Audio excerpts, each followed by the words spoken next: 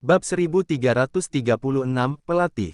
Nama, peternakan tingkat dewa penulis, lembut dalam senjata baja.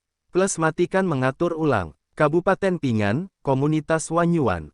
Di apartemen penthouse, Liu Haojun keluar dari kamar mandi dengan mengenakan jubah mandi dan turun ke kursi santai di balkon, tampak bosan melihat lampu di luar jendela. Penthouse Komunitas Wanyuan jelas merupakan rumah kelas 1 di daerah setempat. Namun, Liu Haojun tampaknya tidak berbeda dengan daerah kumuh. Dari makanan kecil giok jinyi, dia merasa Kabupaten Pingan, atau seluruh provinsi Sangsi Utara, hanyalah tanah tandus. Semua yang ada di sini membuatnya merasa sangat kesal. Dalam 2 hari terakhir, Liu Haojun memiliki perasaan bersalah dari waktu ke waktu, dan keadaan keseluruhan orang tersebut bahkan lebih tidak dapat dijelaskan. Hari ini, Liu Feng datang ke provinsi Sangsi. Awalnya, Liu Haojun ingin mengajak Liu Feng bersantai. Tentu yang terpenting dia mau memanfaatkan kesempatan ini untuk curhat. Sayangnya, Liu Feng menolak ajakannya. Dia harus kembali ke Kabupaten Pingan. Meski jauh dari keluarga inti, ia masih dalam kondisi larangan semi-lunak. Jika dia tidak berani menginap di malam kota utama, akan ada seseorang segera dilaporkan ke keluarga. Saat itu dia tidak bisa makan dan berjalan pergi. Meski sudah disalurkan, setidaknya perlindungan nyawa sudah baik. Setiap bulannya, uang jajan jauh lebih tinggi dari gaji kebanyakan orang. Begitu keluarga tersebut kehilangan sumber ekonominya, situasi Liu Haojun menjadi lebih buruk lagi. Liu Haojun merasa sangat kesal, mau tidak mau mengeluarkan kotak rokok dan mengeluarkan sebatang rokok. Dia tidak menyadari bahwa bayangan gelap melintas sepanjang malam, tanpa mengganggu siapapun, dan sudah sampai di lantai bawah apartemen. Bayangan hitam ini tidak menuju ke pintu kontrol akses, melainkan langsung ke bagian bawah pipa pembuangan yang dipasang di dinding luar. Setelah beberapa saat, ia naik ke pipa pembuangan. Di bawah naungan malam, tidak ada yang memperhatikan bayangan itu. Hanya atap komunitas seberang, sepasang mata cerah menatap bayangan, tatapan terus menanjak bersama bayangan-bayangan. Bayangan itu seperti kera yang sensitif, menggunakan AC, tepi balkon dan saluran air, dan sebagainya. Hampir tidak ada jeda, ia melompat-lompat terus-menerus, dan kecepatannya sangat cepat. Setelah beberapa saat, bayangan itu sudah mencapai lantai paling atas, dan kedua tangannya meraih tepi balkon.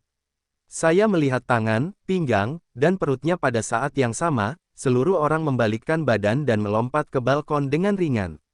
Saat ini, Liu Haojun sedang berbaring setengah merokok, tepat di arah balkon. Ketika bayangan hitam tiba-tiba muncul di depannya, dia tiba-tiba melompat besar dan tanpa sadar duduk dari kursi malas, dan dengan gemetar bertanya, "Siapa?" Liu Haojun melihat seorang pria bercelana hitam berdiri dari balkon dan melangkah ke arahnya selangkah demi selangkah. Pria berkulit hitam bertopeng, hanya posisi mata dan lubang hidungnya yang terbuka, tidak bisa melihat penampakannya. Namun Liu Haojun merasakan keakraban dari sosok orang tersebut, terutama matanya, namun juga membuat Liu Haojun merasakan perasaan deja vu.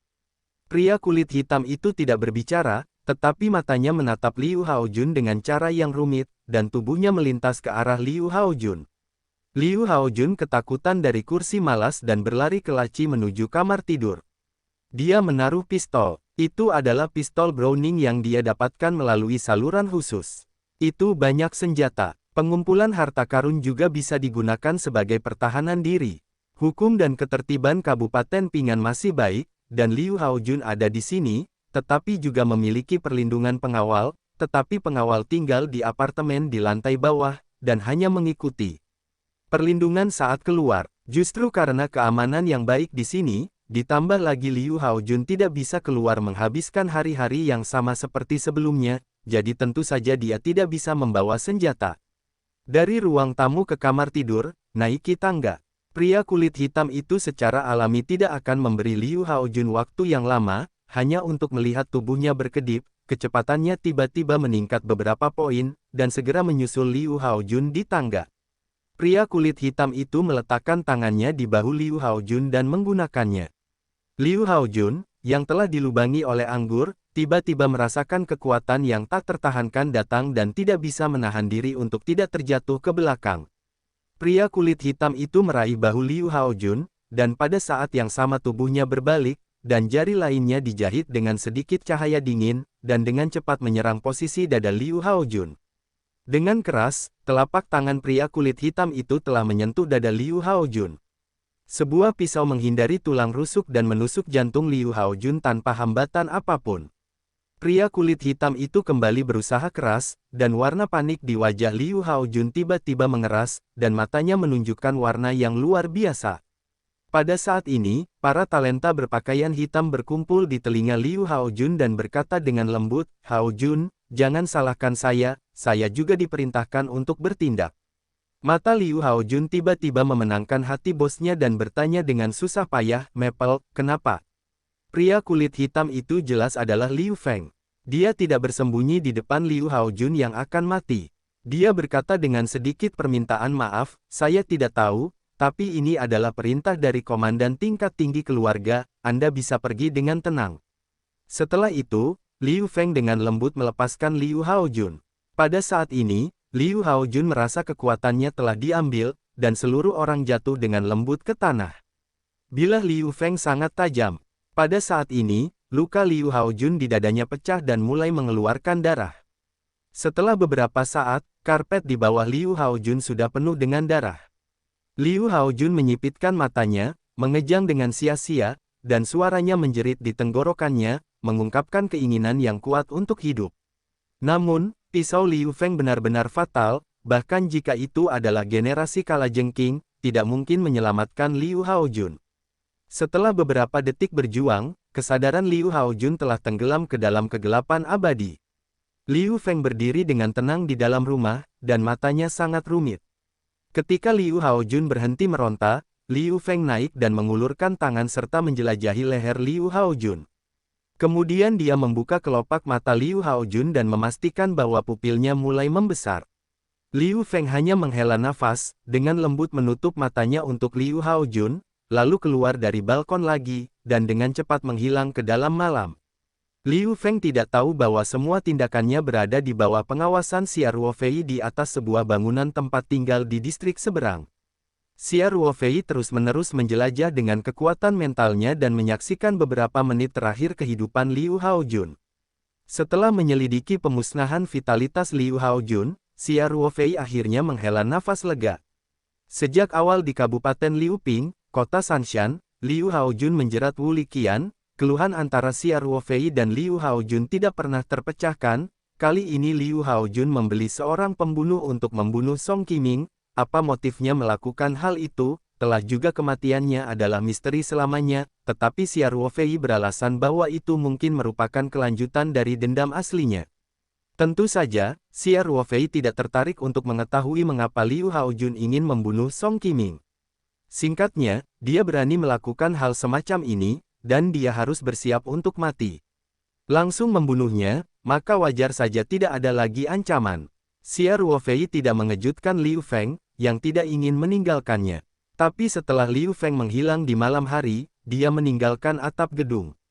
Sekitar jam 9 malam, Xia Ruofei tidak buru-buru kembali ke kota Chang'an semalaman. Dia tidak dapat mengejar penerbangan terakhir ke Beijing malam ini, jadi dia memutuskan untuk tinggal di Kabupaten Pingan selama 1 malam dan pergi ke kota Chang'an besok pagi. Distrik, naik pesawat kembali ke Beijing. Jadi Xia Ruofei hanya berjalan-jalan di sekitar daerah kecil yang terkenal di barat laut. Akhirnya, dia sampai di bukit di tepi sungai Pinghe dan duduk bersila di dekat pagoda. Saat ini belum ada turis di taman pagoda. Xia Ruofei relatif pendiam, jadi tidak ada yang akan mengganggunya. Dia tidak berencana untuk tinggal di hotel.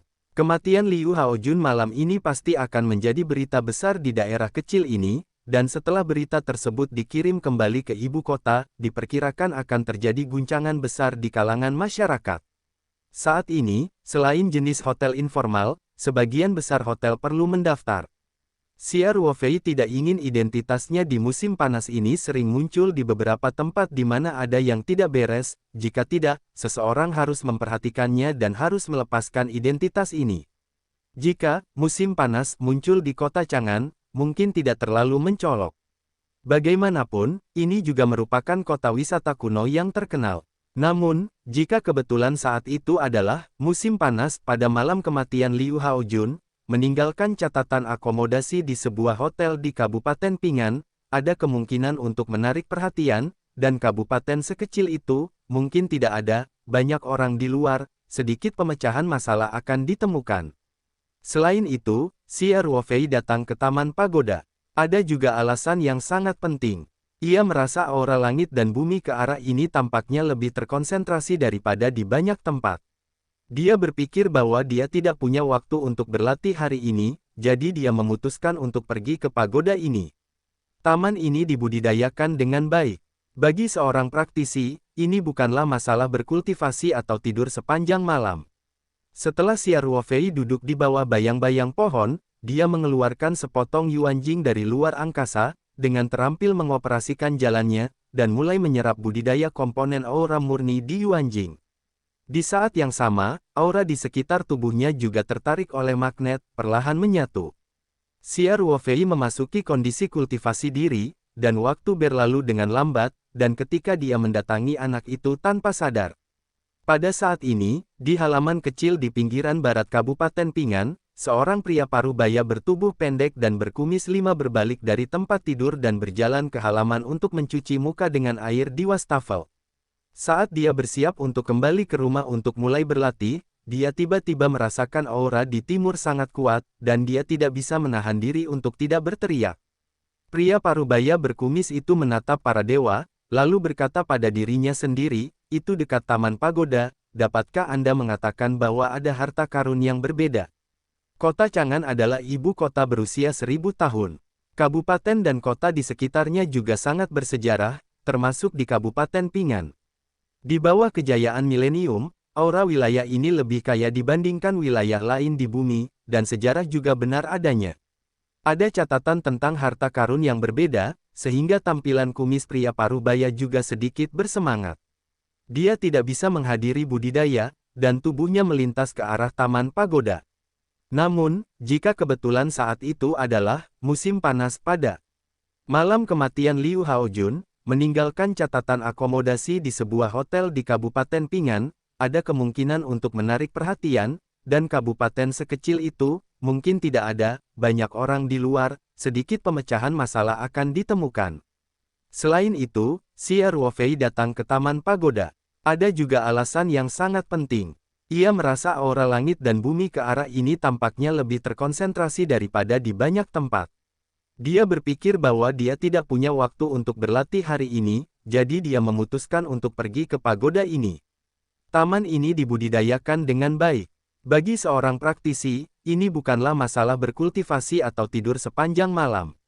Setelah Xia Ruofei duduk di bawah bayang-bayang pohon, dia mengeluarkan sepotong yuanjing dari luar angkasa, dengan terampil mengoperasikan jalannya, dan mulai menyerap budidaya komponen aura murni di yuanjing. Di saat yang sama, aura di sekitar tubuhnya juga tertarik oleh magnet, perlahan menyatu. Xia Ruofei memasuki kondisi kultivasi diri, dan waktu berlalu dengan lambat, dan ketika dia mendatangi anak itu tanpa sadar. Pada saat ini, di halaman kecil di pinggiran barat Kabupaten Pingan, seorang pria parubaya bertubuh pendek dan berkumis lima berbalik dari tempat tidur dan berjalan ke halaman untuk mencuci muka dengan air di wastafel.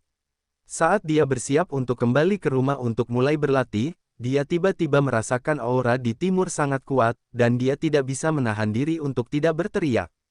Pria parubaya berkumis itu menatap para dewa, lalu berkata pada dirinya sendiri, itu dekat Taman Pagoda, dapatkah Anda mengatakan bahwa ada harta karun yang berbeda? Kota Chang'an adalah ibu kota berusia 1000 tahun. Kabupaten dan kota di sekitarnya juga sangat bersejarah, termasuk di Kabupaten Pingan. Di bawah kejayaan milenium, aura wilayah ini lebih kaya dibandingkan wilayah lain di bumi, dan sejarah juga benar adanya. Ada catatan tentang harta karun yang berbeda, sehingga tampilan kumis pria parubaya juga sedikit bersemangat. Dia tidak bisa menghadiri budidaya, dan tubuhnya melintas ke arah Taman Pagoda. Saat dia bersiap untuk kembali ke rumah untuk mulai berlatih, dia tiba-tiba merasakan aura di timur sangat kuat, dan dia tidak bisa menahan diri untuk tidak berteriak. Pria parubaya berkumis itu menatap para dewa, lalu berkata pada dirinya sendiri, itu dekat Taman Pagoda, dapatkah Anda mengatakan bahwa ada harta karun yang berbeda? Kota Chang'an adalah ibu kota berusia 1000 tahun. Kabupaten dan kota di sekitarnya juga sangat bersejarah, termasuk di Kabupaten Pingan. Di bawah kejayaan milenium, aura wilayah ini lebih kaya dibandingkan wilayah lain di bumi, dan sejarah juga benar adanya. Ada catatan tentang harta karun yang berbeda, sehingga tampilan kumis pria Parubaya juga sedikit bersemangat. Dia tidak bisa menghadiri budidaya, dan tubuhnya melintas ke arah taman pagoda. Saat dia bersiap untuk kembali ke rumah untuk mulai berlatih, dia tiba-tiba merasakan aura di timur sangat kuat, dan dia tidak bisa menahan diri untuk tidak berteriak. Pria Parubaya berkumis itu menatap para dewa, lalu berkata pada dirinya sendiri, itu dekat taman pagoda, dapatkah Anda mengatakan bahwa ada harta karun yang berbeda? Kota Chang'an adalah ibu kota berusia 1000 tahun. Kabupaten dan kota di sekitarnya juga sangat bersejarah, termasuk di Kabupaten Pingan. Di bawah kejayaan milenium, aura wilayah ini lebih kaya dibandingkan wilayah lain di bumi, dan sejarah juga benar adanya. Ada catatan tentang harta karun yang berbeda, sehingga tampilan kumis pria Parubaya juga sedikit bersemangat. Dia tidak bisa menghadiri budidaya, dan tubuhnya melintas ke arah taman pagoda. Xia Ruofei mendengar bahwa dia tidak bisa menahan diri untuk tidak mengangkat alisnya dan memberinya sedikit kewaspadaan. Faktanya, saat pria Parubaya berkumis akan mengambil angin, Xia Ruofei sudah merasakan temperamen praktisi di dalam dirinya. Ini benar-benar berbeda dengan situasi saat dia melihat Manzila di kuil Arulei beberapa hari lalu. Pada saat itu, karena budidaya Manzila cukup rendah, dan Xia Ruofei tidak berpikir bahwa orang kulit hitam akan benar-benar masuk ke dalam budidaya. Jadi tidak ada perhatian sama sekali. Di hadapan pria Parubaya berkumis ini, Xia Ruofei merasa bahwa budidaya pihak lain tidak boleh rendah untuk pertama kalinya, setidaknya tidak lebih buruk dari Li Yifu, dan bahkan mungkin telah mencapai 6 atau 7 lapisan pemurnian. Di lingkungan yang aura buminya begitu buruk, tentu bukan hal yang aneh jika bisa berkultivasi ke ranah tersebut.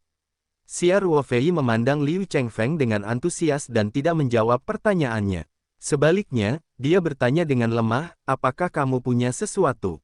Liu Chengfeng, sepasang mata kecil, berbalik, dan berkata sambil tersenyum, Dao You, belum lama ini, Zhongmen Zibao kami secara tidak sengaja hilang. Kali ini, saudara dan saudari kami secara khusus mencarinya. Saya tidak melakukannya berharap menjadi teman. Beruntung telah tiba. Dao You, tolong kembalikan juga harta ini kepada Zhao, dan kami akan berterima kasih atas tuan yang gugur. Liu Chengfeng, ini untuk menunjukkan bahwa potongan Yuanjing ada di tangan Xia Ruofei, dan juga dengan sengaja menunjukkan bahwa dia adalah beberapa saudara lelaki dan perempuan bersama-sama, dan kemudian melaporkan sekte mereka sendiri, jika itu umum sebagian besar perbaikan yang tersebar tidak berani memprovokasi sekte gugur. Mereka bahkan mungkin tergoda untuk menelan suara mereka sendiri dan membiarkan harta karun diserahkan. Dan jika pihak lain juga memiliki sekte, dan kekuatan sekte gugur, pihak lain pasti akan melakukannya sendiri melaporkan pintu, ketika Liu akan mengambil angin untuk menyeimbangkan situasi, masalah besarnya adalah kesalahpahaman. Namun, Liu Chengfeng tidak berpikir bahwa orang di depannya tidak memiliki pengetahuan tentang industri budidaya saat ini apa yang tidak dimiliki sekte daun dan daun, apalagi mengejutkannya. Xia Ruofei mendengar ini, mula-mula tertegun, kemudian dengan sentuhan senyum di wajahnya, mengangkat Yuan Jing di tangannya dan bertanya, apa yang kamu lakukan? Dibicarakan, senyuman di wajah Liu sangat tulus, berkata, tentu saja. Dao You, ini adalah warisan dari sekte gugur kami. Bagaimana saya bisa salah? Liu menerima angin dan berkata bahwa dia masih dekat dengan musim panas dan hampir beberapa langkah. Dia sangat tertarik dengan harta karun ini, dan telah menggerakkan pikirannya untuk menyita secara paksa, jadi dia juga secara sengaja atau tidak sengaja memblokir rute pelarian Xia Ruofei. Xia Ruofei bertanya sambil tersenyum, karena kamu mengatakan itu milikmu, maka katakan padaku, apa nama harta karun ini? Apa gunanya? Liu Chengfeng berkata bahwa dia sedang membuka mulutnya. Dia tidak ragu-ragu untuk mengatakan, benda ini disebut Yunlingzu, dan akan mengambil inisiatif untuk menyerap aura langit dan bumi, yang memiliki efek tambahan yang besar pada budidaya. Tentu saja, ada beberapa manik-manik Yunling. Efek magis lainnya, tapi itu adalah rahasia sekte gugur kita, itu tidak cukup untuk orang luar. Xia Ruofei tidak bisa menahan amarah dan lucunya. Dia adalah pertama kalinya bertemu orang asing. Dia memiliki sedikit rasa ingin tahu tentang kemungkinan praktisi di bumi. Dia tidak menyangka menjadi terkenal karena pertemuannya. Para praktisi tidak tahu malu dan memiliki lebih dari orang kebanyakan. Tidak lebih dari itu. Selain itu, praktisi modern tampaknya memiliki visi yang sangat umum. Jelas itu hanya sebagian dari Yuan Jing. Sebenarnya tidak bisa dikenali. Ini juga secara paksa merujuk pada bahan habis pakai dari budidaya yang dapat dikonsumsi sebagai sejenis yunzu, dan itu juga merupakan kepala. Xia Ruofei juga merasa tidak bisa berkata-kata. Liu Chengfeng mengambil kesempatan untuk mengambil beberapa langkah, dan berkata dalam mulutnya, Dao You, dunia adalah harta karun Jerman. Ini adalah harta sekte gugur saya, dan saya juga meminta teman-teman untuk kembali ke pemilik aslinya, jika tidak maka akan memberi jalan bagi teman untuk membawa bencana. Kata-kata Liu Chengfeng memiliki ancaman yang kuat. Xia Ruofei mundur selangkah dan berkata dengan lemah, jika kamu melangkah lebih jauh, aku akan menghancurkan Yunling Bed ini. Liu Chengfeng dengan cepat berdiri diam, dan dengan lembut menekan tangannya ke bawah dan berkata, Dao teman, jangan impulsif. Jangan impulsif. Ada sesuatu untuk didiskusikan. Xia Ruofei berkata sambil tersenyum, apakah kamu membicarakannya? Itu urusanku. Kamu sebenarnya tidak mengubah warnamu dan tidak melompat. Di depan wajahku, hitam dan putih, apa bedanya dengan perampok? Tidak bisakah sarangnya? Ayo santai. Liu Chengfeng merobek topeng kemunafikan dan berkata dengan canggung, berani mempermalukan sekte saya, kamu sudah mati. Saya menyarankan Anda untuk menaruh harta Anda di tangan Anda, mungkin saya bisa mengampuni Anda. Hidup. Wajah Xia Ruofei konyol, melemparkan Yuan Jing ke tangannya dan berkata, apakah ini tidak benar? Saya ingin mengucapkan Yuan Jing di tangan saya. Mengapa repot-repot membuat tikungan sebesar itu? Wajah Liu Chengfeng sedikit berubah, mau tidak mau melebarkan matanya, dan berkata pada dirinya sendiri, ini Yuan Jing. Sekarang ada Yuan Jing di dunia kultivasi. Liu Chengfeng tidak mengenal Yuan Jing, tapi ini adalah sumber daya terbaik yang legendaris. Sekte gugur bukanlah kekuatan kecil di dunia budidaya modern. Namun, dalam beberapa dekade terakhir, Yuan Jing belum disebutkan.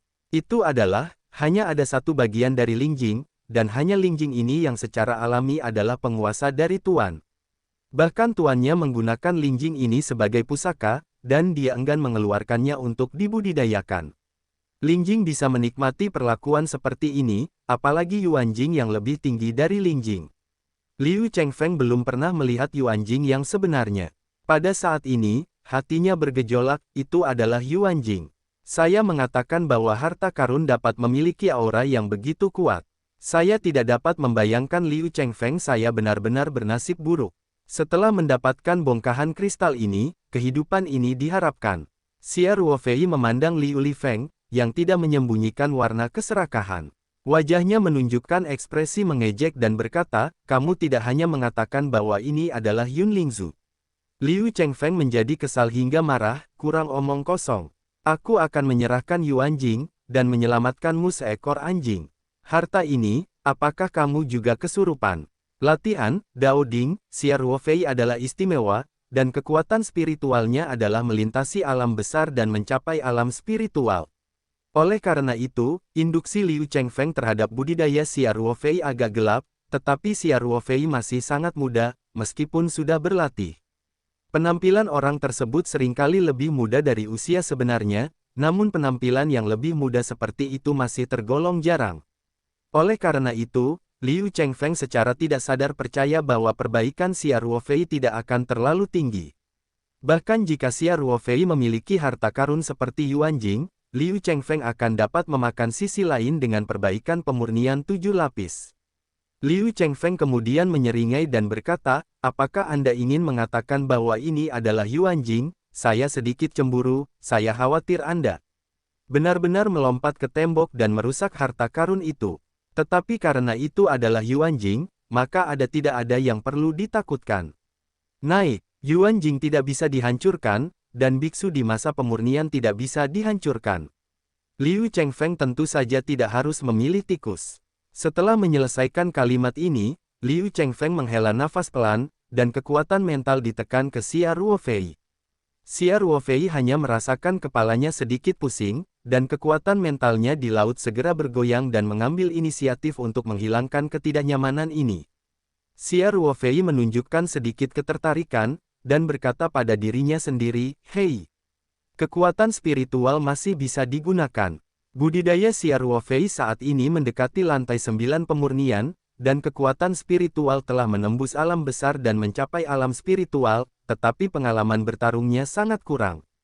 Tentu saja, pengalaman bertempur di sini mengacu pada pertarungan antar praktisi.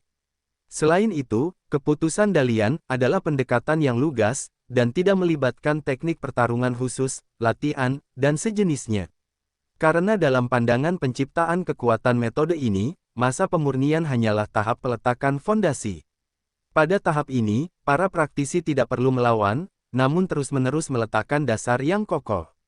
Semakin kuat pondasinya, maka jalan budidayanya bisa berjalan. Semakin jauh jaraknya. Namun hal ini juga menyebabkan penggunaan naluri dan kekuatan mental Xia Ruofei sangat luas. Misalnya dari segi kekuatan mental, Xia Ruofei hanya akan menggunakan kekuatan mental untuk menghipnotis. Ini sebenarnya hanya keterampilan kecil. Bagaimana cara menggunakan kekuatan mental dalam pertempuran, Xia Ruofei tidak terlalu jelas. Dan hanya serangan mental Liu Chengfeng, sepertinya membuka pintu bagi Xia Ruofei. Kekuatan spiritual Liu Chengfeng tidak terlalu tinggi. Ini mungkin merupakan periode spiritual, setara dengan biksu 5 atau 6 lapis dalam pemurnian, tetapi penggunaan kekuatan mentalnya jauh lebih rumit daripada Xia Ruofei.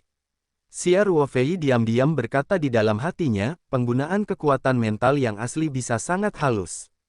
Berapa banyak kekuatan mental yang dapat menghasilkan efek peningkatan yang begitu besar melalui pengaturan dan kombinasi. Kultivasinya benar-benar mendalam, dan ada belajar tanpa akhir. Xia Ruofei secara tidak sadar membedah serangan mental Liu Chengfeng tadi, dan dia mempraktikkannya dalam pikirannya berulang kali. Kekuatan mentalnya jauh lebih kuat daripada Liu Chengfeng, jadi serangan mental Liu Jifeng bukanlah rahasia baginya. Setelah Liu Lifeng melepaskan semangat kekuasaan, lihat Xia Ruofei pertama-tama bergumam sendiri, diikuti seolah-olah dia terjebak dalam keadaan lesu. Dia tidak tahu bahwa Xia Ruofei sebenarnya hanya melihat pemburu dan kegembiraan, dan berpikir bahwa kekuatan mental sudah efektif, dan Xia Ruofei berada dalam kondisi lumpuh. Mesinnya tidak bisa hilang. Liu memandangi angin di kepalanya, dan segera menipu dirinya sendiri, dan menembak ke arah Xia Ruofei. Telapak tangan ini tidak akan mempunyai kekuatan untuk menunggangi angin, gas asli memenuhi telapak tangan, dengan angin kencang, kilat secepat musim panas menyerang masa lalu.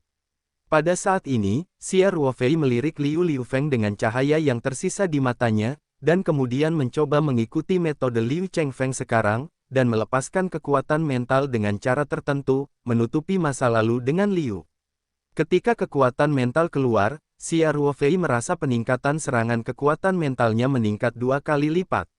Artinya, kekuatan serangan mental Xia Ruofei meningkat 2 kali lipat secara langsung hanya dengan mengatur dan menggabungkan. Tentu saja ini bukanlah pengaturan yang sederhana.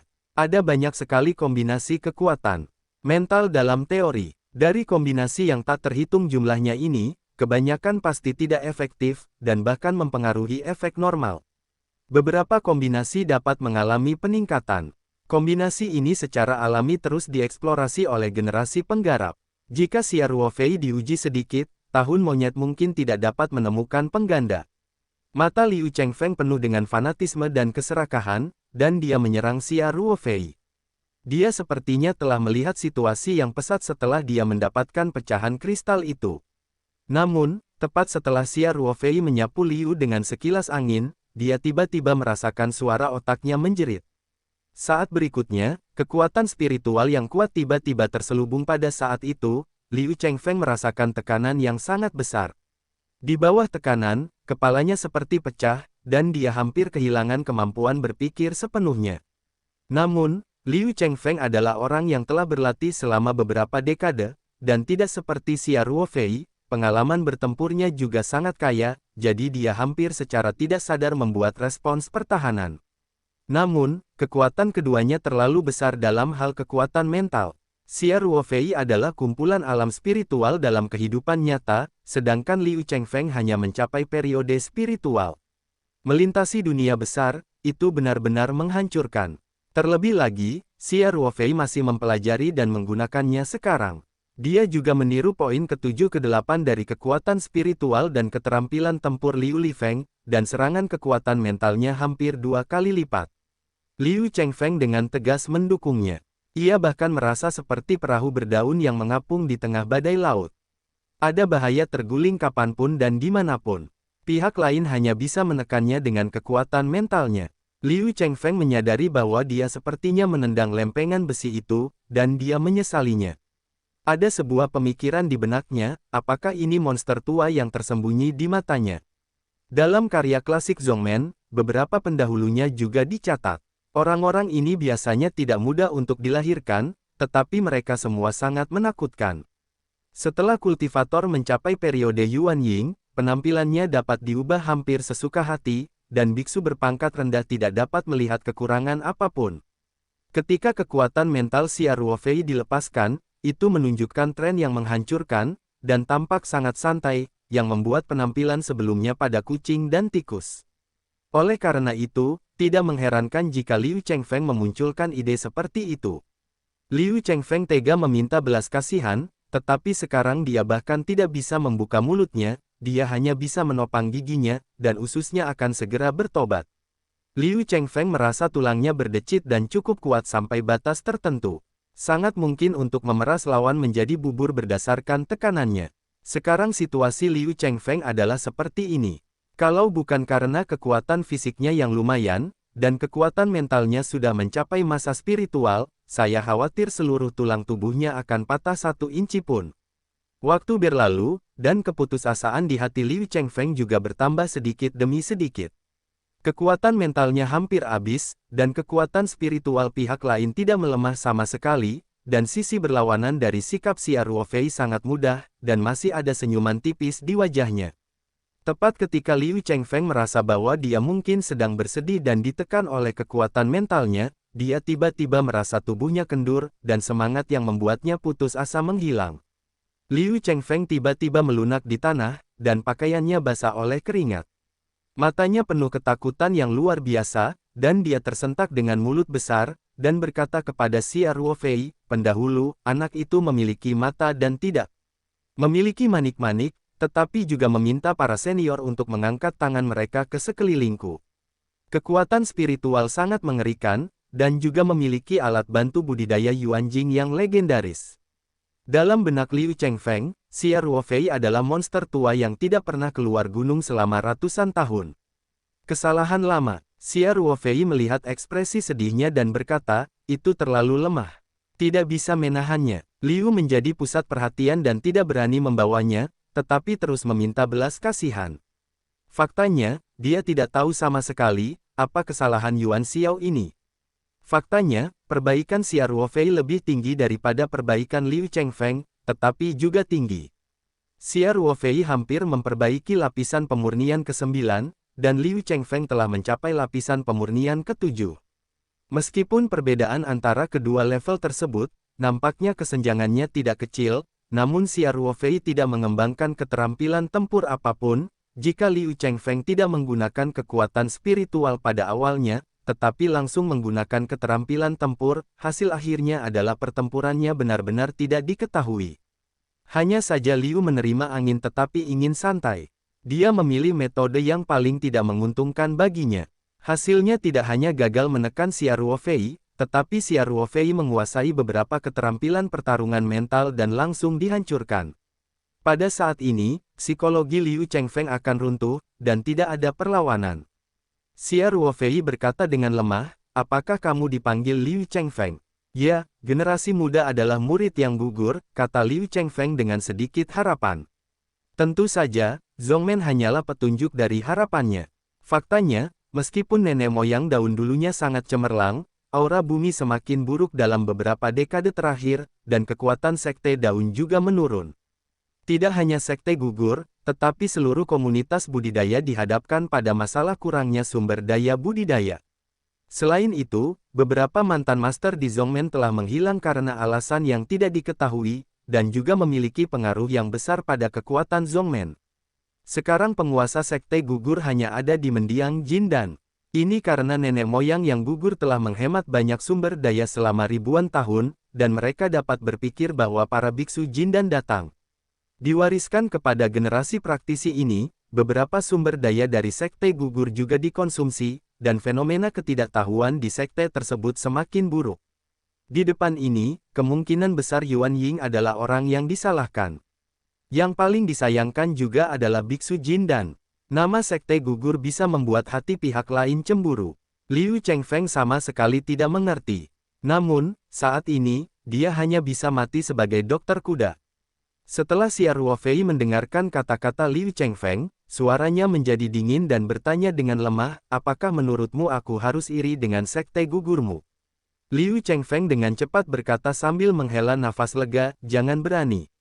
Jangan berani. Generasi mudalah yang kehilangan kata-kata mereka, dan mohon maafkan para pendahulu.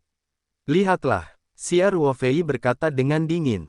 Liu menerima angin dan dengan gelisah mengangkat kepalanya, tetapi matanya tidak berani menatap Xia Ruofei. Xia Ruofei memikirkan untuk pindah dan memanggil Biou Xianjian dari Dantian. Fei Jian, seperti ikan, biasanya menari di sekelilingnya. Setelah Liu Fengfeng melihatnya, dia merasa sangat terkejut. Sebenarnya itu adalah pedang terbang. Dan kualitas pedang terbang ini sangat tinggi. Sudah berapa lama industri budidaya tidak memiliki pedang terbang bermutu tinggi. Meskipun beberapa dari sedikit biksu Jindan di Zhongmen juga memiliki pedang terbang, dibandingkan dengan pedang terbang pendahulunya, pedang terbang para biksu Jindan hanyalah tongkat api yang terbakar. Tuan Gugur juga memiliki pedang terbang. Ini juga satu-satunya pedang terbang dari sekte gugur. Ini adalah harta karun kota mereka yang sebenarnya. Ini benar-benar berbeda dari apa yang disebut Yunlingzu, yang baru saja dibuat oleh Liu Chengfeng. Namun, Liu Chengfeng hanya melihatnya dan tahu bahwa pedang terbang pendahulunya ini lebih dari satu tingkat lebih tinggi daripada pedang terbang tuannya sendiri. Hal ini juga lebih realistis. Penghakiman Liu Chengfeng, jika bukan rahasia tersembunyi dari Yuan Ying, bagaimana mungkin Yuan Jing dan Fei Jian bermutu tinggi? Hal-hal ini hampir punah di dunia budidaya saat ini. Xia Ruofei berkata sambil menghela nafas lega, Junior, kamu menyinggung perasaanku, kamu berkata. Bagaimana aku bisa menghukummu? Apakah itu meninggalkanmu lengan atau kaki? Atau hanya memberimu tongkat dewasa? Para pendahulu memaafkan. Para pendahulu memaafkan. Liu Chengfeng menangis dan sedih, berlutut di tanah dan terus-menerus memohon belas kasihan.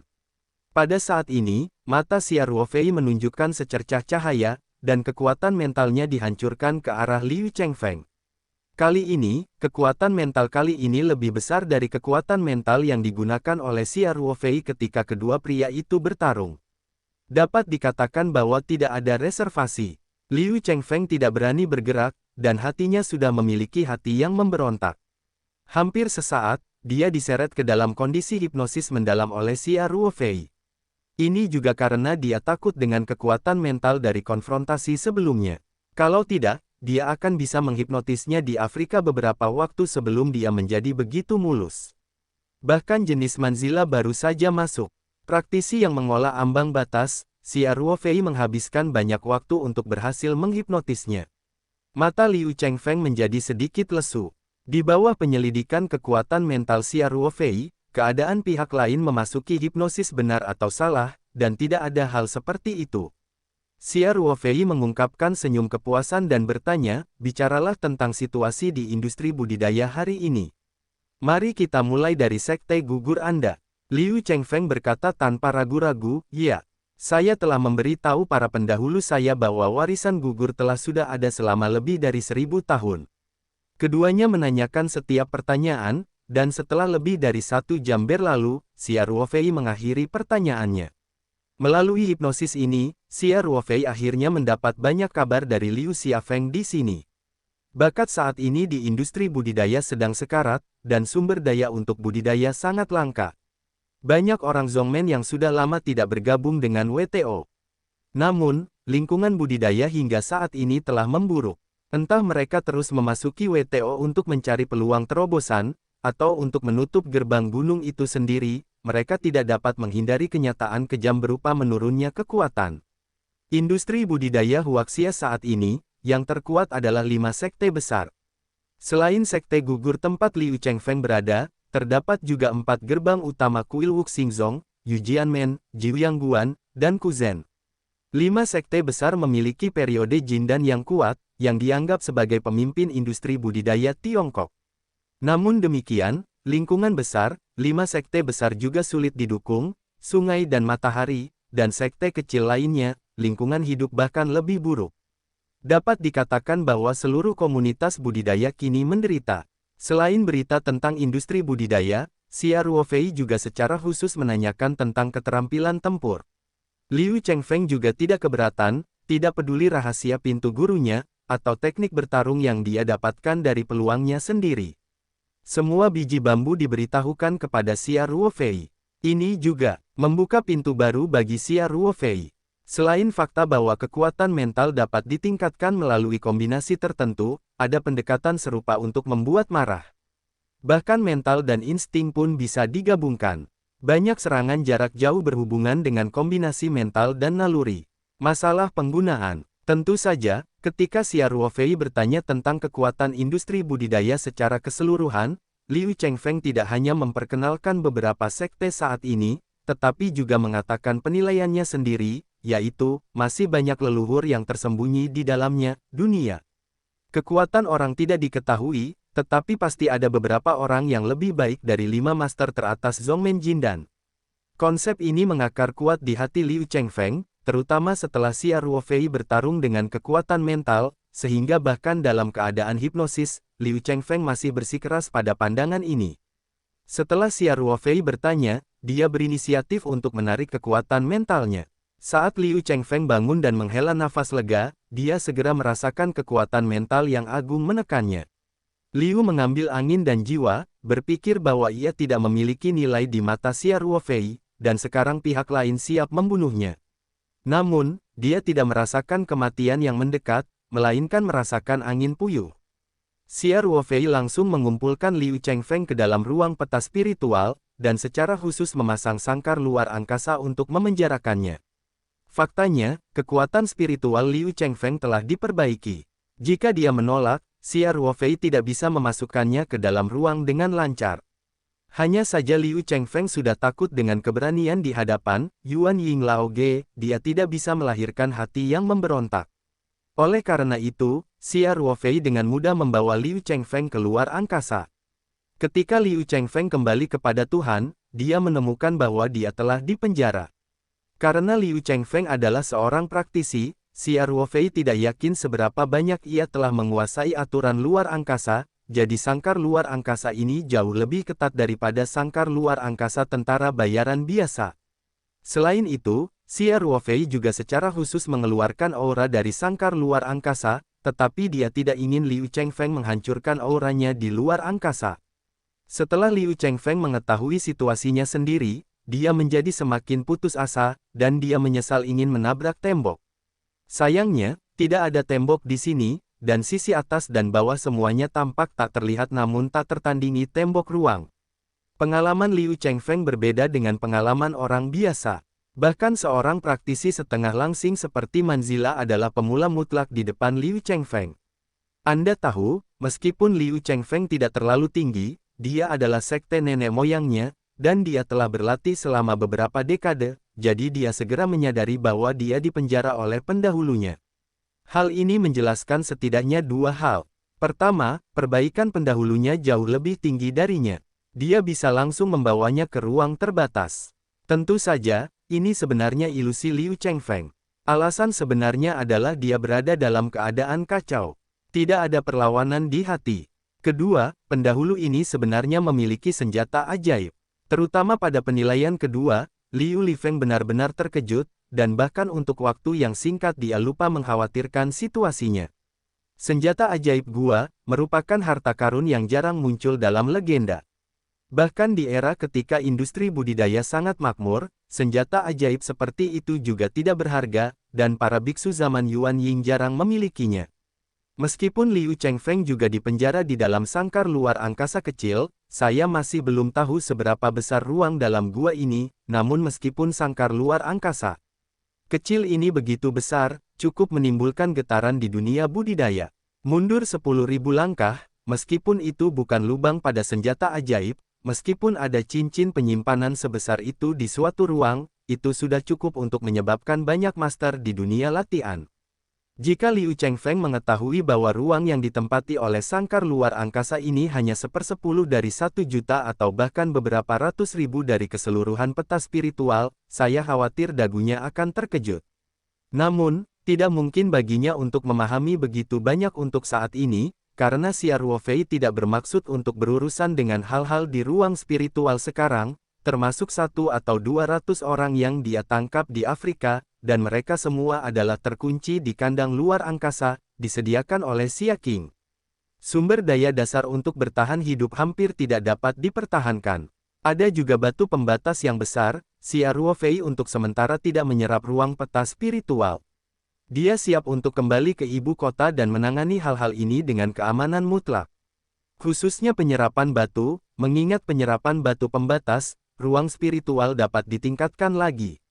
Dengan perluasan ruang peta spiritual, waktu yang dibutuhkan untuk setiap peningkatan semakin lama. Dalam proses peningkatan, stabilitas ruang menjadi lebih buruk dari biasanya, dan bahkan situasi di mana ruang tidak dapat digunakan untuk sementara dapat terjadi. Oleh karena itu, ketika Xia Ruofei berada di luar, situasi seperti itu harus dihindari sebisa mungkin. Misalnya, kali ini, dia berlari ke utara provinsi Shangxi, dan dia tidak menyangka akan bertemu dengan seorang praktisi, dan dia ingin merebut Yuanjing segera setelah dia muncul. Jika ruang peta spiritual tidak tersedia saat ini, maka dia tidak memiliki cara untuk memasukkan Liu Chengfeng ke dalam ruang tersebut. Maka Xia Ruofei hanya punya satu pilihan, yaitu membunuh Liu Chengfeng. Meskipun Xia Ruofei telah mengubah penampilannya kali ini, para praktisi seringkali dapat mengidentifikasi seseorang melalui nafas.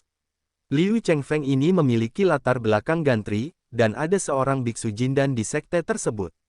Ini dia, tak tertandingi saat ini. Terlepas dari pertimbangannya, Xia Ruofei tidak akan membiarkan Liu Chengfeng pergi, meninggalkan risiko keamanan bagi dirinya sendiri. Hal ini masih terjadi ketika kekuatan Liu Chengfeng tidak tinggi. Jika pertemuan ini adalah seorang biksu yang lebih baik dari Xia Ruofei dan memiliki lebih banyak pengalaman bertempur daripada dia, maka Xia Ruofei berada dalam situasi di mana dia mungkin harus melarikan diri. Ketika ruang peta spiritual melarikan diri, itu juga merupakan senjata tersembunyi. Tanpa senjata ini, keamanan Xia Ruofei akan jauh lebih kecil.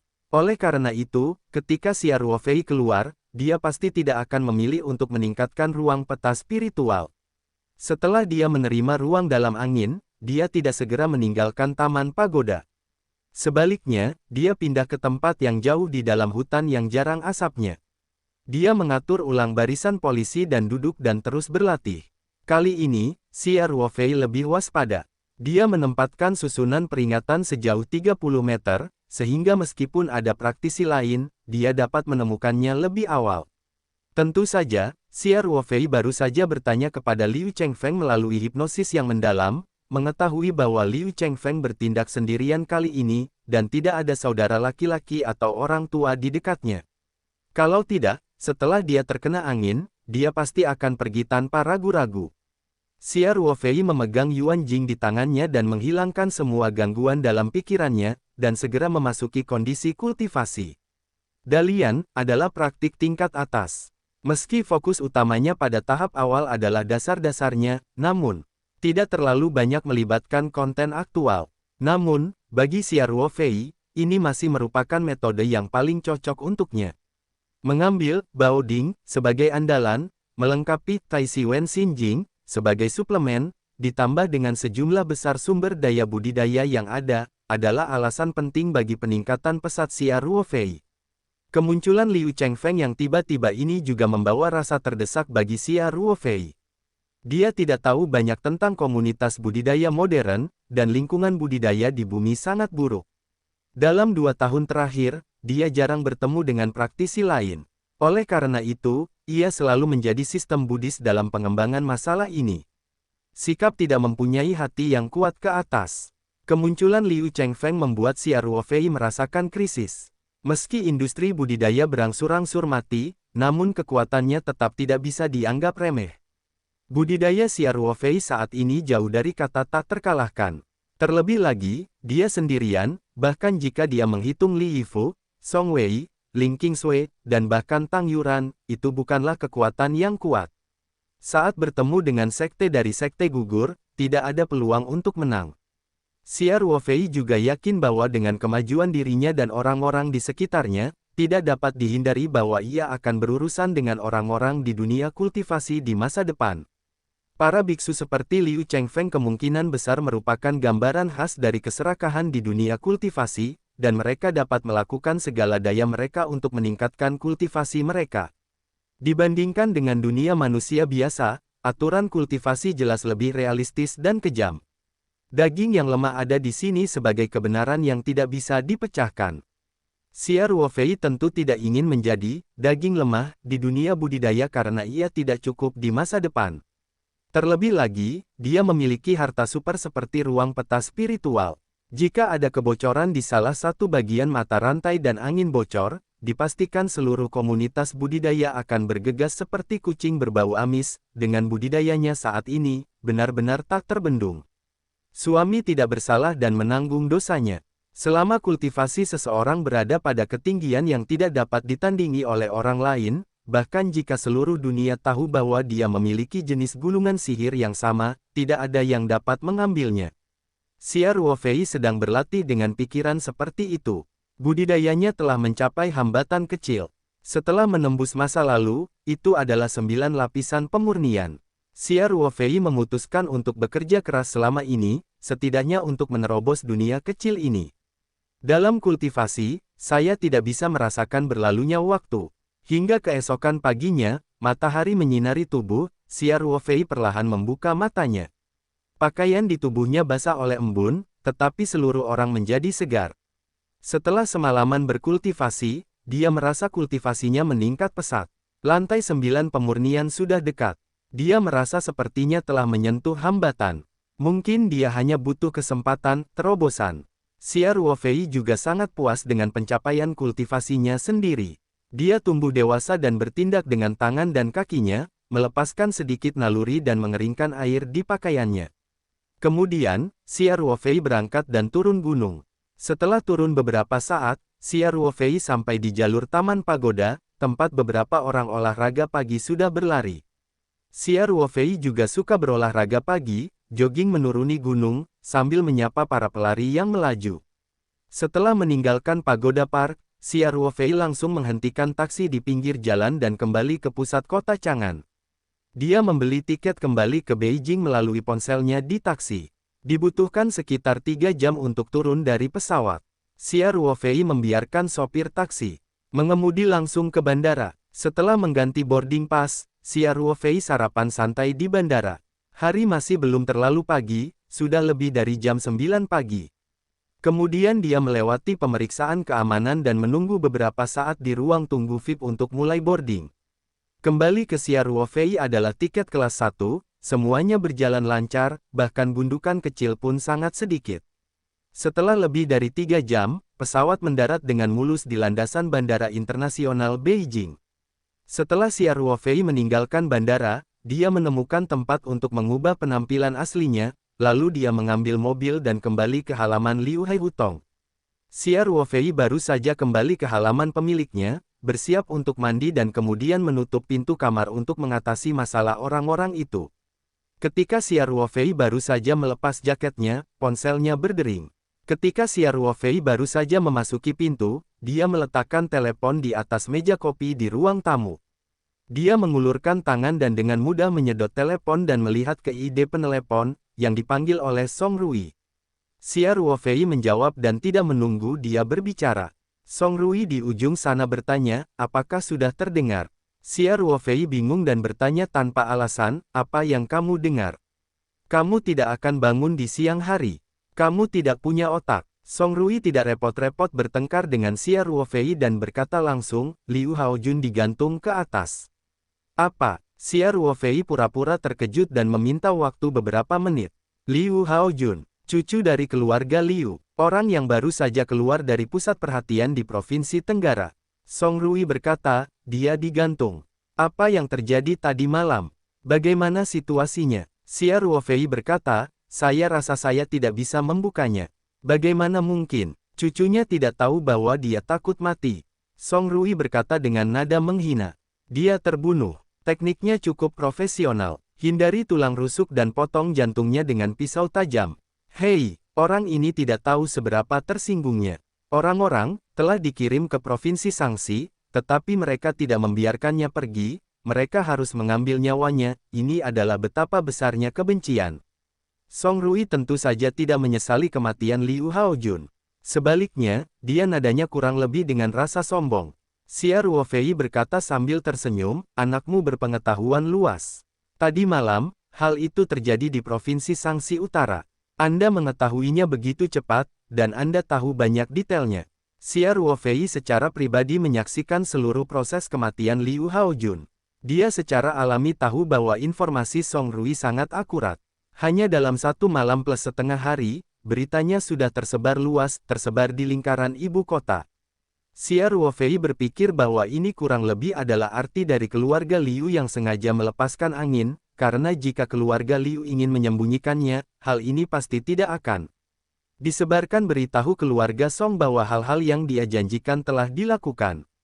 Selain itu, seharusnya ada lebih banyak keluhan dan simpati. Sekarang Xia Ruofei tahu bahwa orang-orang seperti Liu Laozi, apapun masalahnya, harus memeras nilai guna, bahkan jika cucu mereka meninggal tidak terkecuali. Song Rui berkata sambil tersenyum, apa ini? Di dalam lingkaran, saya mengklaim bahwa tidak ada yang bisa mengalahkan saya. Xia Ruofei secara pribadi menyaksikan seluruh proses kematian Liu Haojun. Dia secara alami tahu bahwa informasi Song Rui adalah segalanya. Itu sangat akurat. Hanya dalam satu malam ditambah setengah hari, berita itu sudah menyebar di kalangan ibu kota. Xia Ruofei berpendapat bahwa ini kurang lebih maksud dari keluarga Liu yang sengaja melepaskan angin, karena jika keluarga Liu ingin menyembunyikannya, hal ini pasti tidak akan menular. Mungkin Liu Jia ingin memberitahu keluarga Song bahwa hal-hal yang dia janjikan telah terlaksana. Selain itu, harus ada sedikit banyak keluhan, dan sedikit simpati. Sekarang Xia Ruofei tahu bahwa orang-orang seperti Liu Laozi, apapun masalahnya, harus memeras nilai guna, bahkan jika cucu mereka tidak terkecuali. Song Rui berkata sambil tersenyum, apa ini? Di dalam lingkaran, saya menyatakan bahwa tidak ada yang bisa mengalahkan saya meski Song Rui biasanya berteriak, tapi bagaimanapun juga, dia juga anak keluarga besar. Dia telah terpana selama bertahun-tahun.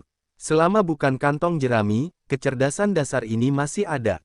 Jadi, setelah mendengarkan kata-kata Xia Ruofei, Song Rui juga berpikir. Setelah beberapa saat dia berkata, saya tahu, yakinlah. Saya mengerti apa yang harus dilakukan. Aku mengerti itu. Xia Ruofei berkata, oke, saya sibuk. Tidak terjadi apa-apa, saya akan menutup telepon dulu. Apa kesibukan anakmu sepanjang hari? Song Rui tidak bisa menahan diri untuk tidak memuntahkan satu kalimat pun. Clubhouse akan segera dibangun, dan aku sudah beberapa kali tidak melihatmu di sana. Setiap kali aku sibuk. Xia Ruofei tertawa dan berkata, teman-teman adalah orang-orang yang melakukan hal-hal besar. Bagaimana bisa proyek kecil Clubhouse yang dilihat setiap hari? Selain itu, ada beberapa saudaramu, apalagi yang harus aku khawatirkan. Apakah hati nuranimu tidak sakit? Song Rui bertanya sambil mengalihkan pandangannya. Xia Ruofei dan Song Rui minum beberapa suap setiap hari, lalu menutup telepon. Setelah dia mandi air panas di kamar mandi dan mengenakan layanan rumah berbahan katun yang nyaman, dia mengunci semua pintu dan jendela, dan kemudian memasang susunan peringatan di dalam ruangan. Kemudian dia kembali ke kamar tidur dan memanggil dari telapak tangan. Gambaran roh akan datang. Xia Ruofei memasukkan gambaran spiritual kuno itu ke tempat tidur, dan kemudian berpikir ke angkasa. Sejak pertemuannya dengan praktisi modern tadi malam, Xia Ruofei menjadi lebih berhati-hati. Dulu, dia biasanya mengunci pintu dan jendela, dan di saat yang sama, dia menyerahkan sedikit kekuatan mentalnya untuk tetap waspada, lalu langsung memasuki ruangan tersebut. Setelah sampai di lautan ruang Lingtu, Xia Ruofei pertama-tama pergi melihat karya para pekerja bebas yang telah dikumpulkan. Xia Ruofei melihat adegan persalinan yang sedang berjalan lancar. Tidak hanya kemajuan pembangunan kebun obat luar angkasa yang sangat pesat, namun masih ada sebagian masyarakat yang sibuk di sawah. Sawah ini bersifat eksperimental. Xia Ruofei ingin mencoba jenis padi apa yang ditanam di ruang Lingtu. Jika efek perbaikannya sangat jelas, dia akan mempertimbangkan untuk mencoba menanamnya di dunia luar setelah beberapa generasi berkembang biak di luar angkasa. Personilnya terorganisir dengan baik di bawah pengaturan Xia Qing, dan angkatan pertama pekerja bebas seperti Bao Guijun sekarang ditunjuk sebagai pemimpin tim. Mereka juga sangat termotivasi dan bekerja keras di kebun obat dan sawah, dengan tetap tidak lupa mengawasi tenaga kerja gratis lainnya. Sementara orang lain telah tinggal di luar angkasa selama berhari-hari, kebanyakan dari mereka telah menerima kehidupan mereka, dan semua orang telah menyadari bahwa poin-poin penting mengenai gender tidak disebutkan. Setiap hari, Gui Guijun dan yang lainnya dapat memanfaatkan tenaga kerja untuk menyia-nyiakan awan. Kalau mereka tidak punya poin, bagaimana mereka bisa mendapatkan rokok? Barang-barang menyenangkan di ruang seperti ini mahal, meskipun hanya sebungkus rokok biasa seharga 7 atau 8 dolar, mereka juga akan menghabiskan 2 atau 3 hari untuk mendapatkan poin. Untuk poin-poin ini, mereka akan mempertahankan kelangsungan hidup dasar dari tenaga kerja bebas. Artinya, ini jelas merupakan sebuah kemewahan. Bao Guijun memiliki beberapa poin dasar yang lebih tinggi dari mereka, dan setelah menabung rokok, dia berusaha menabung sebanyak mungkin. 1 atau 2 hari, hingga 2 atau 3 hari, sebungkus rokok bisa dipompa selama 10 hari. Poin kerasnya dapat ditukarkan dengan rokok. Xia Ruofei berbalik dan merasa puas dengan kondisi mental para pekerja bebas ini. Kemudian dia pergi ke ruang dewan bergerak tempat tinggal Bao Guijun dan yang lainnya. Manzila sedang berbaring di tempat tidur dan dia terluka. Ketika dia melihat Xia Ruofei tiba-tiba masuk, dia segera duduk dan berteriak dengan hormat, "Tuan." Xia Ruofei melambaikan tangannya dan melihat situasi di ruang dewan yang bisa dipindahkan. Dia menemukan bahwa tempat itu sangat rapi dan selimut di setiap tempat tidur juga bergaris. Sedangkan untuk udara, di ruang peta spiritual, udara pasti beberapa tingkat lebih tinggi dari dunia luar, bahkan di asrama kolektif tempat banyak orang tinggal. Xia Ruofei mengangguk puas dan kemudian bertanya dalam bahasa Inggris, "Bagaimana pemulihanmu?" Manzila berkata dengan sedikit gentar, "Tuan, saya sudah mencoba memulihkan tubuh saya, tapi, waktu pemulihan patah tulang akan lebih lama. Sekarang saya tidak punya cara untuk bergerak bebas."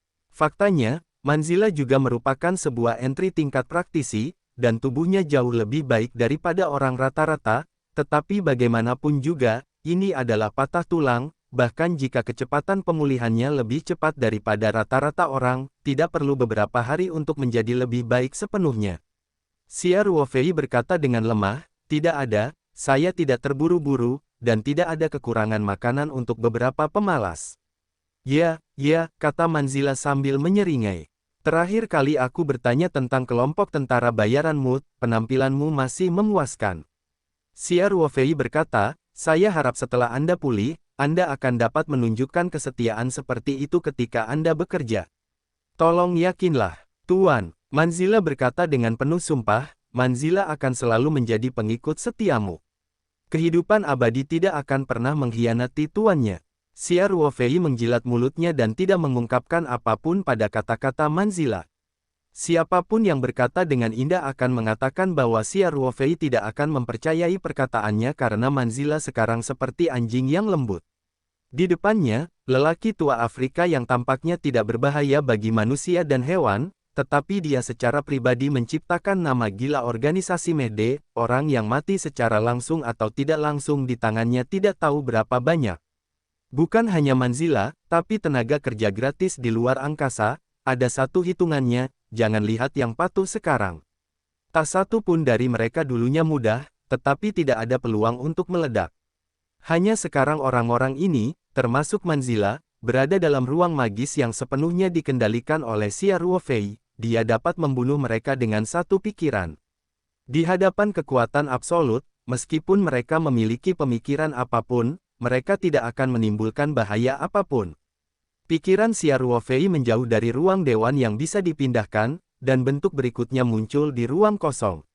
Ada sangkar luar angkasa kecil di depannya. Sebagai pemilik ruangan, Xia Ruofei dapat dengan mudah melihat menembus dinding sangkar luar angkasa dan melihat Liu Chengfeng yang gelisah. Kandang tempat Liu Chengfeng berada benar-benar terisolasi dari luar. Dia tidak menyadari kedatangan Xia Ruofei. Liu Chengfeng sangat cemas saat ini. Sudah hampir sehari sejak dia ditangkap oleh pendahulunya. Dia ditinggalkan di sini dan diabaikan. Dia tidak tahu bagaimana nasibnya nanti.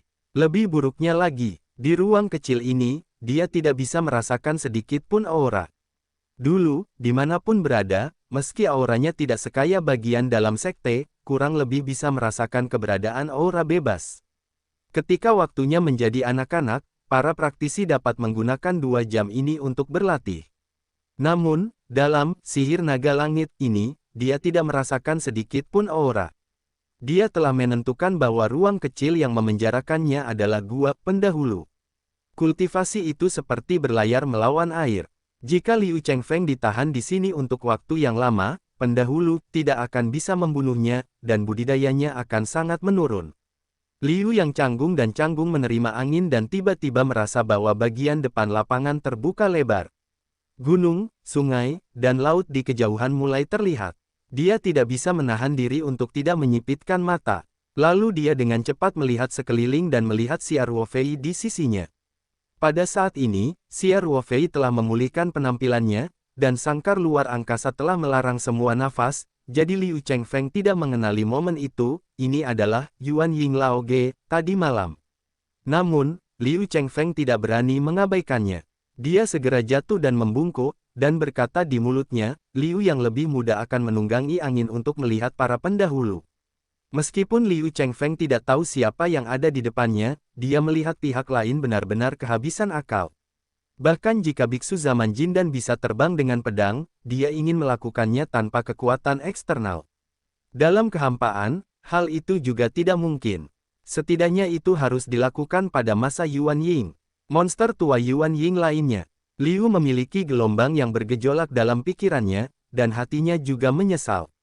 Ini adalah kekuatan mengerikan yang memprovokasi dirimu sendiri. Kapan begitu banyak praktisi di masa Yuan Ying? Anda harus tahu bahwa dia telah berlatih selama beberapa dekade, dan dia masih merupakan pintu besar seperti Tuan yang gugur. Hingga kemarin, dia belum pernah melihat pendahulu Yuan Ying. Selain itu, Liu melirik angin dan merasa bahwa tempat dia di penjara seharusnya adalah rumah gua yang besar. Meskipun dia tidak bisa merasakan auranya, vitalitas di luar bukanlah mata Liu Chengfeng. Ada gunung dan laut di rumah gua. Tampaknya masih ada manusia yang bekerja di kejauhan. Ini jelas merupakan kekuatan besar. Sekte gugur adalah salah satu dari 5 sekte besar, tetapi dibandingkan dengan ini hanyalah sebuah desa kecil di pedesaan. Xia Ruofei berkata dengan lemah, Liu Chengfeng, aku tidak melihatmu seharian pun, kamu tidak mengenalku. Liu Chengfeng mendengar suara Xia Ruofei, dan ini seperti mimpi, dan dia segera jatuh lagi dan berkata, ilusi para pendahulu tidak dapat diprediksi, mohon maafkan generasi muda dan gagal mengenali para pendahulu. Pada saat ini, Liu Chengfeng membuat penilaiannya lebih tegas, dan semuanya menunjukkan bahwa ini adalah senior Yuan Ying yang tak henti-hentinya.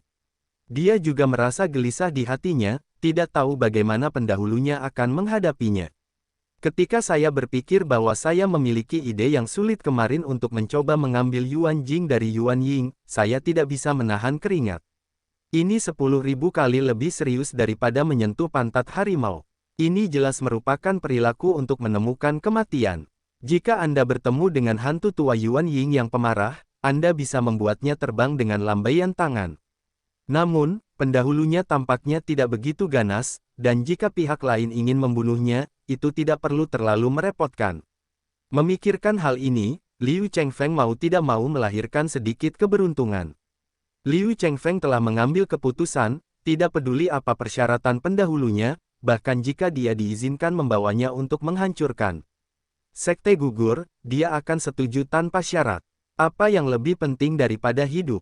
Dia telah berlatih selama beberapa dekade, dan para Master Daun telah berlatih selama 1 atau 200 tahun. Bukankah mereka semua mengejar ilusi keabadian? Liu Chengfeng memikirkan hal ini dan tidak bisa tidak berkata, para pendahulu, mohon baca ketidaktahuan generasi muda, maafkan generasi muda sekali. Generasi muda bersedia melakukan yang terbaik untuk para senior, dan melakukan yang terbaik untuk membantumu. Xia Ruofei mendengar bahwa Liu Chengfeng berkata bahwa dia, muda dan bodoh dan tidak bisa menahan tawa. Namun, dia juga tahu bahwa dia sekarang ada dalam pikiran Liu Chengfeng, tetapi dia adalah orang tertua di periode Yuan Ying. Liu Chengfeng memang lebih muda di depan Yuan Ying Laogu. Xia Ruofei bertanya sambil tersenyum, apa yang dapat kamu lakukan untukku? Liu menahan angin dan tiba-tiba berhenti. Ya, pihak lain adalah orang berpangkat tinggi di periode Yuan Ying. Liu Chengfeng tidak mengetahui perbaikan pasti dari Xia Ruofei, dan mungkin lebih tinggi dari periode Yuan Ying, tetapi ini sudah merupakan bidang yang tidak dapat dipikirkan oleh Liu Chengfeng. Dan dia sendiri hanyalah seorang biksu kecil di masa pemurnian. Kualifikasi apa yang Anda miliki bagi para pendahulu Yuan Ying untuk melakukan ternak dan kuda? Memikirkan hal ini, Liu Chengfeng tidak bisa menahan depresi. Tanpa menunggu Liu Chengfeng berbicara, Xia Ruofei tiba-tiba melambaikan tangannya dan melepaskan sangkar luar angkasa yang melarang pohon willow. Tanpa dukungan sangkar luar angkasa, Liu Chengfeng tiba-tiba terjatuh tanpa sadar. Meskipun dia kagum, dia hampir merasa nyaman pada saat yang bersamaan. Tidak ada alasan untuk itu. Setelah kehilangan perisai sangkar luar angkasa, Liu Chengfeng untuk pertama kalinya merasakan aura yang begitu kuat hingga tidak bisa dibuka. Bahkan jika dia tidak berlatih, dia hanya menarik napas dalam-dalam, dan Liu Chengfeng merasakan nalurinya di dantian. Perasaan sedih itu membuatnya merasa seperti sedang mabuk dan pusing. Liu Chengfeng mendengar bahwa dia mabuk dan kekurangan oksigen, dan dia mabuk karena minum terlalu banyak teh. Ia tidak menyangka suatu saat ia akan merasa mabuk karena auranya yang terlalu kuat. Dapat dikatakan bahwa dalam beberapa dekade perjalanan menuju kultivasi, Liu Chengfeng belum pernah ke tempat aura yang begitu kuat, dan bahkan mimpi pun tidak berani berpikir akan ada harta karun seperti itu. Untuk sesaat, dia bahkan lupa bahwa dia sedang jatuh dengan cepat. Pada saat ini, dia tiba-tiba merasakan kekuatan tak terlihat untuk mengangkatnya, dan Xia Ruofei tidak tahu kapan kekuatan itu muncul di hadapannya. Kemudian, Liu Chengfeng dibawa oleh Xia Ruofei dan terbang di pegunungan dan lautan Ling to Space. Liu Chengfeng sepertinya sedang bermimpi, aura ketinggian kaya akan aura yang sudah teratomisasi, dan ada pemandangan indah yang terpantul di matanya. Segalanya begitu serasi dan alami, seolah tersembunyi di langit dan bumi. Jalannya ada di dalam. Xia Ruofei bahkan membawa Liu Chengfeng dari sekitar Pulau Jiexin. Ketika Liu Chengfeng melihat rumput aneh di Pulau Jiexin, dia hampir membuat dagunya tercengang.